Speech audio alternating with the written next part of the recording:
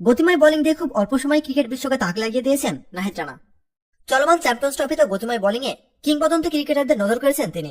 সোমবার চ্যাম্পিয়ন্স ট্রফিতে নিউজিল্যান্ডের বিপক্ষে নিজের প্রথম ম্যাচ খেলেন নাহিদ রানা। উইলিয়ামসনের উইকেট নিয়ে আইসিসি ইভেন্টে উইকেটের খাতা খোলেন তিনি। ম্যাচে 43 রান খরচায় 1 উইকেট শিকার করা নাহিদ রানাকে প্রশংসায় ভাসিয়েছেন কিউইদের হয়ে সেঞ্চুরি হাঁকানো রাচিন রবীন্দ্র।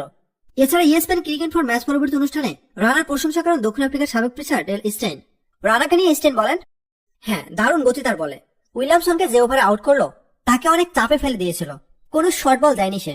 অন্য কোনো বলে হয়তো বা কেন চাইলে থার্ড ম্যানে বলটাকে পাঠিয়ে দিতে পারত, তবে এবার তার বলে গতি থাকায় কেন পারেনি। ফলে নাহিদ রানার বলে ভালো কিছু আছে। এমন ভাবে 150-এর কাছাকাছি গতিতে বল করে যেতে পারলে সবাইকে পরীক্ষায় ফেলতে পারবে। আইসিসি ইভেন্টে এসে বাংলাদেশ আবারও লড়াই করতে পারল না, বিষয়টা দুঃখজনক।